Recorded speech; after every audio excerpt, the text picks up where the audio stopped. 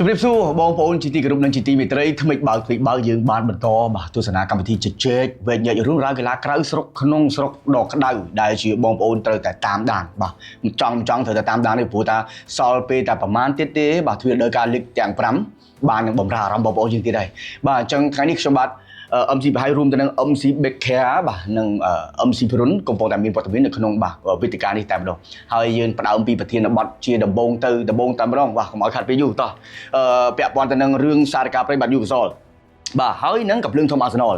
បានព្រមព្រៀងទៅលើតម្លៃផ្ទេររបស់បាទប្រធានក្រុម Bruno Gomes រួចរាល់ហើយក៏បានបញ្ជូន Gomes ទៅធ្វើតេស្តសុខភាពឆែករួចសពគ្រប់ហើយបាទអញ្ចឹងជុំវិញរឿងនេះតើវានឹងមានអ្វីកើតឡើងក្រោយតែពីការផ្ទេរនេះសម្រាប់សារកាប្រិយហើយមានផលចំណេញអ្វីខ្លះសម្រាប់កំភ្លើងធំអាសនលចង់សួរទៅកាន់ Beckham មុនសិនបាទ Bruno Gomes ទីបំផុតគឺបាន here we go ហើយនៅក្នុងការក្លាយទៅជាកីឡាកររបស់អាសនលកំភ្លើងធំរងចាំតែក្លឹបប្រកាសជាផ្លូវការទេក្រោយព័ត៌មានចុងក្រោយបានបញ្ជាក់មកថា Bruno Gomes ក៏កំពុងតែធ្វើដំណើរទៅធ្វើតេស្តសុខភាពនៅជាមួយនឹងអាសនលក្រោយទៅពីការផ្ទេរជាមួយនឹងតម្លៃខ្លួនគឺបានព្រមព្រៀងគ្នារវាងក្លឹបនិងក្លឹបហើយនឹងលក្ខខណ្ឌផ្ទាល់ខ្លួនរវាងខ្លួននិងក្លឹបផងដែរទីបំផុតគាត់បានក្លាយទៅជាកីឡាកររបស់អាសនលកំភ្លើងធំហើយសួរថាតើតម្លៃខ្លួនរបស់គាត់ស័ក្តិសមជាមួយនឹងសមត្ថភាពឬអត់ល្អ Bruno Gomes គឺជាអ្នកនាំលេងនៅក្នុងសារកាប្រិយ Newcastle មួយវិញទៀតគាត់គឺជាកីឡាករដែលមានភាពវៃឆ្លាតរហ័សរហួននិងមានការបញ្ចប់ទីពីលើដំបូលទូកយ៉ាងច្បាស់អាសនលសប្តាហ៍ថ្ងៃមានតែ Martin Odegaard ទេដែលជាអ្នកនាំលេងនៅក្នុងតំបន់បម្រើកណ្ដាលមិនទាន់មានអ្នកណាដែលអាចលេងជាមួយនឹង Martin Odegaard នៅតំបន់បម្រើយល់ចិត្តគ្នាច្រើនទេអញ្ចឹងលោក Mikel Arteta បានឃើញអំពីសក្តានុពលរបស់ Bruno Gomes ដែលគាត់ធ្លាប់លេងតទល់គ្នាអាសនលប៉ះជាមួយនឹង Newcastle គាត់បានដឹងថាតើកម្រិតកីឡាករមួយនេះស័ក្តិសមជាមួយនឹងអាសនលអត់អញ្ចឹងប្រហែលរដូវកាលដែល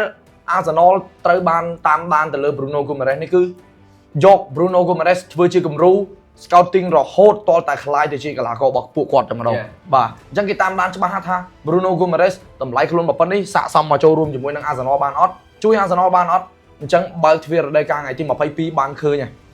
បានឃើញអូខេតោះអញ្ចឹងសម្រាប់ពីរុនបាទយល់យ៉ាងដូចម្ដេចដែរជុំវិញរឿងរ៉ាវនេះដែលមានការជជែកវែកញែកគ្នាច្រើនឥឡូវទីបំផុតគឺ here we go បាទបងដូច BK បាននិយាយមិញអញ្ចឹង Bruno Gomes គឺបាន here we go ហើយក៏ប៉ុន្តែខ្ញុំឃើញនៅ Arsenal បងឃើញថាគាត់ទិញកីឡាករមកលក្ខណៈថាដូច Man City ការគាត់បៀក្រុមហ៊ុនដំបងចឹង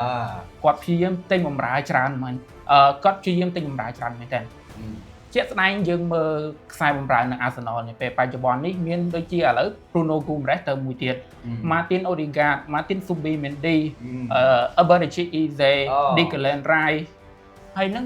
សតតែបម្រើទាំងអស់បាទច្រើនដល់ Arsenal បាទខ្ញុំឃើញថាលោក Miguel Arteta គាត់មិនធ្លាប់ជាជំនួយការរបស់លោក Pep Guardiola កាលនៅ Man City អញ្ចឹងហើយឃើញថាគាត់យកមកបៀល Arsenal ក៏ស្តៀងគ្នានេះដែរបាទហើយបើតាមខ្ញុំគិត Bruno Gomes អាចនឹងមកគូប្រជែងបានល្អមែនទែននៅ Arsenal ហើយនឹងអាចដណ្ដើមតំណែង11អ្នកបានអូខេនេះប៉ុណ្ណឹងណាចាឥឡូវបងចង់បន្ថែមពីលើនឹងបន្តិចឥឡូវបងបដើមពីប្រធានបទនេះបន្តិចបន្ថែមទៀតទេអញ្ចឹងយើងដឹងហើយបាទម្ចាស់ការពារដោយការចាស់ Mikel Arteta ក្រោយតែពីលើកពានមួយគាត់មានដើរញ៉ាំសឹកនៅក្នុងដៃហើយបាទហ៊ានសម្រេចហ៊ានធ្វើហ៊ានវិនិច្ឆ័យបាទច្រើនដូចជាជះលុយមកកញ្ចប់ធំបាទពំនាំខ្សែបំរើមកល្អឥឡូវកាពីតេនក្រុមរបស់ Gomes កាពីតេនក្រុមដែលជាបេះដូងសរសៃឈាមរបស់សារកាប្រិយហ្នឹងបានផ្្លាត់ហើយបាទបានផ្្លាត់មិនមែនផ្្លាត់អីគឺចាក់ចេញពីទំនុំចាស់ហើយដែលធ្លាប់តែសោយសុកពីមុនណាគាត់គឺជាអ្នកដែលគ្រប់គ្រងចង្វាក់បាល់លេងពីតំបន់បម្រើហ្នឹងយ៉ាងមានសក្តានុពលហើយបើសួរថាតើតម្លៃ75លានផោនដែលសារកាប្រិយគេលក់នេះសមស្របជាមួយនឹងតម្លៃខ្លួនគាត់ទេបើគិតមកដល់ពេលនេះខ្ញុំគិតថាសារកាប្រិយគាត់មិនឆោតពេកទេជាក់ស្ដែងយើងឃើញថា Gomes កាពីតេនក្រុមគាត់នៅសល់កុងត្រាមួយឆ្នាំទៀតទេហើយបើសិនបើមិនព្រមលក់តម្លៃប៉ុណ្ណេះតើទ្វារដោយការត្រូវបានបិទតម្លៃកីឡាករត្រូវបានធ្លាក់ចុះគាត់នឹងខាតតួយ៉ាងបើសិនបើបញ្ចេញ Gomes មួយស្របពេលដែលក្រុមសារកាប្រិយក៏កំពុងតែត្រូវការបៀលក្រុមឲ្យខ្លាំងជាងដោយការចាស់អញ្ចឹងគាត់ត្រូវអាចទិញកីឡាករថ្មីមកបាន2 3នាក់លក់ Gomes មួយទិញបាន2 3នាក់លក់ Gordon មួយទិញបាន2 3នាក់ឃើញទេលក់កីឡាករល្អហើយគឺគ្រូបង្វឹកថ្មីនេះគឺគេថាគេសំខាន់គេអត់ខ្វល់ថា លក់ល្អអស់អ្នកណាមិនល្អគឺអត់ទេគឺមានរ៉ាដាគឺមានមុខព្រួយនៅក្នុងការតាមទិញអ្នកណាមកហើយអញ្ចឹងរដូវកាលថ្មីក្រោមការដឹកនាំរបស់គ្រូបវឹកថ្មីយើងចាំអត់មើលទាំងអស់គ្នាទៀតហើយពាក់ព័ន្ធនឹងគ្រូម្រេះនេះយើងដឹងហើយគឺជាមេវិជ្ជាការដែលធ្វើឲ្យស្មារតីមិត្តរួមក្រុមនៅក្នុងមិនថាទីលានមិនថាបន្ទប់ផ្លាស់សម្លៀកបំពាក់បើសិនបើបាត់វត្តមានគាត់មួយវាធ្វើឲ្យមិត្តរួមក្រុមពេលខ្លះរៀងស្លុតចិត្តបន្តិចដែរណាបាទព្រោះគាត់គឺធ្ងន់បាទចិត្តធ្ងន់ហើយខ្សែបំរើប្រេស៊ីលនេះគឺល្អតែម្ដងហើយស្របពេលដែលមតិរបស់អ្នកគ្រប់គ្រងផ្ទាល់កំពុងតែសម្លឹងមើលដូចគ្នាប្រយ័ត្នតែគ្រូលក់ចេញហើយទៅរកអ្នកចំនួនតម្លៃរបស់គាត់មកមិនបានប្រហែលគាត់អន់ជាងគាត់អាហ្នឹងវាធ្វើឲ្យការគ្រប់គ្រងត្រូវបានធ្លាក់ចុះមួយផ្នែកទៀតប៉ុន្តែបងគិតថាសារការព្រៃក៏មិនល្ងងវិញដែរគេចេះគិតហើយគេមានវិធីសាស្ត្ររបស់គេតោះចឹងអានេះគ្រាន់បងចង់បន្ថែមទៀតឥឡូវចូលមកដល់ប្រធានបទទី2បាទរឿងរ៉ាវនេះចង់ពាក់ព័ន្ធទៅនឹង Rotary បាទ Rotary បានយល់ព្រមកិច្ចព្រមព្រៀងបាទផ្ទាល់ខ្លួនជាមួយនឹង Barcelona ហើយនៅឡើយតែដាក់ជូនទៅបង្ហាញថាខ្លួនចង់ទៅលេង Camp Nou 100% អត់ហើយនៅឡើយតែក្លឹបគេកំពុងតែចរចាជាមួយនឹងក្លឹបទេបាទរវាងគ្នាតោះពេលគេយល់យ៉ាងដូចម្តេចដែរចំពោះបាទ Rotary រឿងរ៉ាវ Rodri ដែលទៅ Real Madrid បន្តិចទៅ Barca បន្តិចតាមក៏ប៉ុន្តែខ្ញុំតាមដានប៉ុន្តែខ្ញុំអត់ដិតដល់ទេហើយខ្ញុំក៏អត់ចេញព័ត៌មាននិយាយដែលខ្ញុំចាំតែ Here we go ហ្មងយកមកនិយាយហ្មងព្រោះដោយសារតែការទិញដូរកីឡាករនេះបើសិនជាមិនទាន់ប្រកាសថា Here we go ទេចេញទៅយើងអាចថាលក្ខណៈបាក់ទៅគេព្រោះធ្លាប់មានហ្នឹងគឺត្រង់ចំណុចដែលខ្ញុំនៅចាំបានគឺ Cristiano Ronaldo នៅពេលដែលគាត់មកលេងជាមួយ Man U វិញគេចេញព័ត៌មានមកថាចេះ Man City តាមទិញ Ronaldo ហើយទិញ Ronaldo ជាយាមនឹងទៅចូលរួមជាមួយនឹង Manchester City ប៉ុន្តែខ្ញុំមានគុណចិត្តមួយគាត់ថាចេះ Ronaldo គាត់ដូចកូនធွာរបស់ Sir Alex Ferguson អញ្ចឹងបាទរឿងអីដែលគាត់ទៅ Man City ចុងក្រោយ Man គាត់ទៅ Man U អញ្ចឹងរឿង Rodri ជាមួយនឹង Barcelona ហើយនឹង Real Madrid នេះដូចគ្នា Real Madrid ចរចាពង Rodri និយាយថាខ្ញុំអត់ទៅណាទាំងអស់ក្រៅពី Real Madrid ខ្ញុំអត់ទៅទេឥឡូវចេញព័ត៌មានថាចង់ទៅ Barca អញ្ចឹងខ្ញុំអត់ទាន់ហ៊ាននិយាយអីទាំងអស់គាត់ថាប្រសិនបើ Rodri ទៅ Barcelona មែន Barcelona មានបំរើការពារមួយដ៏រឹងមាំហើយបាទព្រោះដោយសារតែសប្តាហ៍ថ្ងៃបំរើការពារគឺរឿងនៅស្ទើរមានតែបំរើគេហៅថា Central Midfielder CMF ហ្នឹងមាន Frankie De Jong មាន Pedri មាន Fermin Lopez អញ្ចឹងទៅហើយ Fermin Lopez ហ្នឹងជួនកាលលេង attack midfielder ទៀតអញ្ចឹងទៅគឺបំរើការពារវាមិនងាយមានទេបាទសម្រាប់ FC Barcelona ប៉ុន្តែបើទទួលបានមែនណា Barcelona ល្អហើយប្រសិនបើ Real Madrid បាន Rodri រឹតតែខ្លាំងទៀតព្រោះមានណាគេខ្លះមាន Tchouaméni ក៏នៅមួយទៀតខ្ញុំចង់ភ្លេចឈ្មោះគាត់រឿងខ្មៅនេះCamavinga បាទ Camavinga បន្ទាប់មក Federico Valverde បាទអញ្ចឹង Valverde មកលេងជាខ្សែការពារក៏លេងបានខ្សែបំរើការពារក៏លេងបានអញ្ចឹងខ្ញុំគិតថាប្រសិនបើមាន Rodri ទៀត Real Madrid គឺហៅថាប៉ះជាមួយ Barca លើកនេះអត់មានអញ្ញើទៀតទេបាទតាមពិតទៅពីមុនមកក៏គេមិនអញ្ញើដែរគ្រាន់តែថាវាពិបាកស៊ីសងគ្នាបាទពិបាកស៊ីសងគ្នាហើយក្រោមការដឹកនាំរបស់គ្រូបង្វឹកលោក Alvaro Arbeloa គឺពួកគាត់អត់ទទួលបានជោគជ័យល្អប្រហែលទេបាទទល់ជាមួយ Barca អញ្ចឹងខ្ញុំគិតមកវិញ Rodri នឹង Barca ហើយនឹង Real Madrid ខ្ញុំគិតថាគាត់កំពុងតែសពិសពដូចអ្នកមើលតាមដានគាត់ចឹងបាទអូខេតោះអញ្ចឹងឥឡូវបកទៅបាទរុនតោះមានអីបញ្ចេញបន្តិចទេសម្រាប់ខ្ញុំ Rodri នេះគឺជាកីឡាករម្នាក់ដែលមានកីឡាករជាច្រើនចង់សម័យដូចជាគាត់មែនទេមានក្លឹបធំដល់ទៅពីនៅអេស្ប៉ាញចង់បានគាត់ខណៈពេលដែលគាត់បានឈ្នះពានទុកសពបែបយ៉ាងអស់ហើយជាមួយក្រុមជម្រើសជាតិនិងក្លឹបហើយសូម្បីតែពានរង្វាន់បុគ្គលក៏គាត់បានឈ្នះផងដែរមិនទាស់ហើយ Rodri នេះយើងសង្កេតឃើញថានៅក្នុងកម្មវិធីធំៗដូចជា Euro FIFA World Cup ហើយបើក្លឹបវិញ Champions League គាត់តែងតែទទួលបាន Man of the Match ប្រចាំ Tournament ហ្នឹងហើយនេះគឺជាចំណុចពិសេសរបស់គាត់អ្នកខ្លះអធិស្ឋានអ្នកខ្លះអាចគិតគាត់ថាគាត់អត់សូវលេចធ្លោទេប៉ុន្តែដល់ពេលយើងដល់មើលដល់ final ដល់ពេល Man of the Match គឺ Rodri គឺតែងតែឈ្នះហើយតែងតែនាំក្រុមទៅរកពានជានិច្ចហើយមួយវិញទៀត Rodri នេះដែរខ្ញុំចាប់អារម្មណ៍អត្តចរិតគាត់មួយគាត់អត់ចូលចិត្តលេង social media ទេហើយតាំងពីគាត់ផ្ទេរពី Atletico Madrid ទៅ Man City អាពេលហ្នឹងខ្ញុំតាមបានព័ត៌មានដែរមាន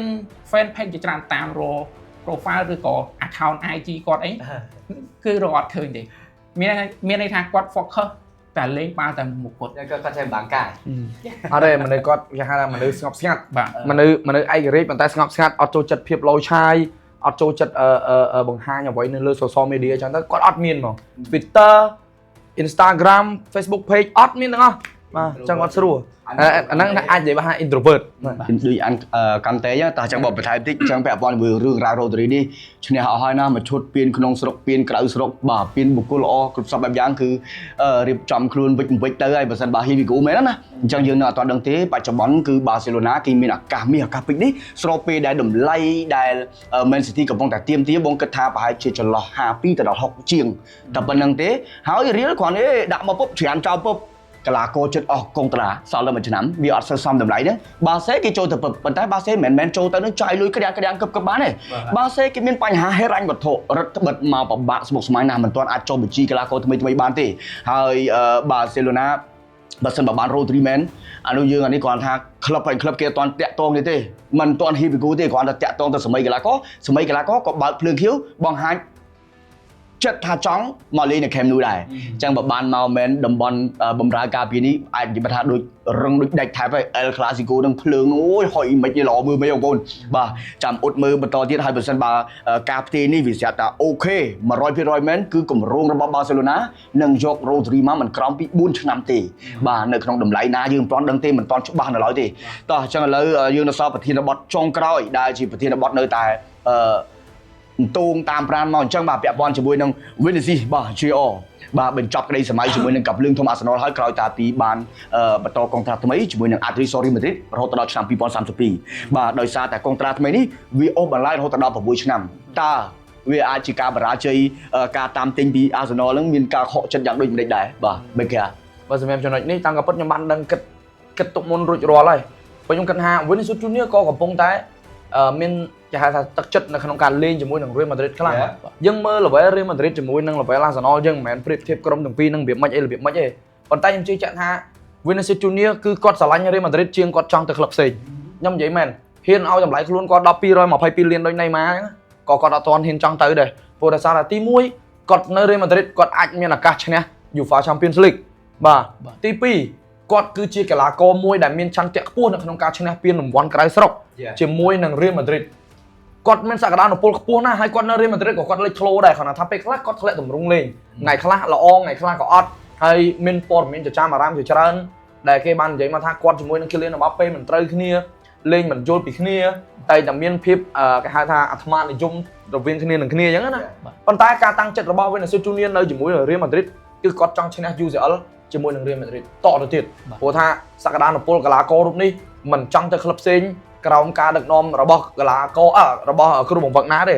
គាត់នៅ Real Madrid នេះហើយគឺគាត់មានសេចក្តីសុខផ្លូវចិត្តទី1គឺគាត់អាចនឹងមានឃើញការប្រកួតប្រជែងខ្លាំងទល់ជាមួយនឹងក្រុមខ្លាំងនៅ Champions League នៅ La Liga នៅ FIFA Club World Cup អីចឹងដែរប៉ុន្តែបើសិនជាគាត់នៅអង់គ្លេសគាត់អាចនឹងខ្ញុំនៅចាំពាក្យ legendary របស់ Brazil មួយនិយាយថាកីឡាករ Brazil បើសិនជាចង់ជោគជ័យកុំទៅកុំទៅអង់គ្លេសបាទកុំទៅអង់គ្លេសអញ្ចឹងប្រហែលជាគាត់មានទស្សនៈគិតឡើងនឹងមួយដែរអញ្ចឹងក៏វាល្អម្យ៉ាងដែរសម្រាប់ Vinicius Junior ប៉ុន្តែគាត់ថាអាណិតទៅលើArsenal បាទ Arsenal តែ Arsenal នឹងទិញស្លាបឆ្វេងមកទៅស្អីទៀតស្លាបឆ្វេងនឹងគោជើងគ្នាទៅហើយបាទអញ្ចឹងមានតែប៉ុណ្្នឹងទេអូខេតោះតាពីរុនមានអីបន្ថែមពាក់ព័ន្ធទៅនឹងបាស JR សម្រាប់រឿង Vinicius Junior នេះខ្ញុំដូចជាមិនសូវមានអីច្រើនប្រហែលទេដោយសារ Vinicius Junior ដូចខ្ញុំធ្លាប់និយាយអញ្ចឹងថាគាត់អាចនឹងគេកុកជាមួយនឹង Real Madrid ដោយសារតែគាត់ចង់ឡើងប្រាក់ខែចង់បានbonus អីផ្សេងបន្ថែមបងហើយមួយវិញទៀត Arsenal អាចចាប់ទុកថាគេគ្រាន់តែនិយាយអាក្រក់ស្នាមទីហ៎បងអាចជាឈ្នន់ដើម្បីគេតវ៉ាកុងត្រាថ្មីជាមួយនឹង Real Madrid ចឹងហើយអូខេតោះអញ្ចឹងបងបន្ថែមបន្តិចដែរយើងក៏ធ្លាប់បានចេញមកច្រើនដែររឿង JR នេះបាទអញ្ចឹងការប្រកួតប្រជែងនៅក្នុង Ligue Espagne ក្រោមការដឹកនាំរបស់លោក Mourinho ជំរឿតំបន់ប្រយុទ្ធមានច្រើនណាស់បាទ Vinicius Kylian Mbappe Bernardo Silva បាទមកពី Man City Brahim Diaz Endrick អីនេះបើទោះបីជាឥឡូវនេះ Mourinho មិនឲ្យគាត់ខ្ចីជើងទៅណាទៅណីទេកំពុងតែបង្ហាញវត្តមានទាំងអស់អ្នកដែលអត់មានល្បឿននោះចូលមកវឹកហាត់ទាំងអស់គ្នាហើយ JR នេះក៏បន្តកុងត្រាចប់សពគ្រប់ហើយដល់2032 6ឆ្នាំបាទហើយការបន្ថែមប្រាក់ឈ្នួលពលកម្មអីផ្សេងមិនមែនថាមិនអោយសោះទេបាទធម្មតាកីឡាករកំពុងតែមិនមែនសាប់អណ្ដែតទៅដូចក្លឹបទៅលីកផ្លៃតូចណា Vinicius គឺជាកីឡាករមួយ legend superstar របស់ Real ដែរណាបាទហើយក៏លេងស៊ីមេត្រីគ្នាជាមួយនឹង Kylian Mbappe ដែរបើសិនបើគាត់មិនទៀមទាតំណែងជាកាពីតានក្រុមមិនទៀមទាថ្លៃដំឡើងប្រាក់ខែឲ្យបានស្មើMbappe ឬក៏លើសMbappe នោះ វាគ្រាន់តែជាការលើកឡើងទេបាទអញ្ចឹងយើងក៏បិទបញ្ចប់ត្រឹមតែប៉ុណ្្នេះទេចាំមើលរដូវកាលថ្មីបាទលីកទាំង5បងប្អូនស្រឡាញ់លីកមួយណាទៅមើលលីកមួយហ្នឹងបាទបារាំងអង់គ្លេសអាល្លឺម៉ង់អេស្ប៉ាញពេញភ្នែកគណៈពេលនេះខ្ញុំបាទ MC បហាយរួមទៅនឹង MC បេក្រា MC បាទ Johnny រុនក៏សូមបិទបញ្ចប់ត្រឹមតែប៉ុណ្្នេះយើងនឹងបន្តបាទទស្សនាកម្មវិធីវិភាគបាទជជែកវិញនៅក្នុងសប្តាហ៍បន្ទាប់ទៀតគណៈពេលនេះយើងខ្ញុំទាំង3នាក់ក៏សូមបាទគ្រប់លា AM Sport គឺជាពិភពកីឡាឈានមុខគេ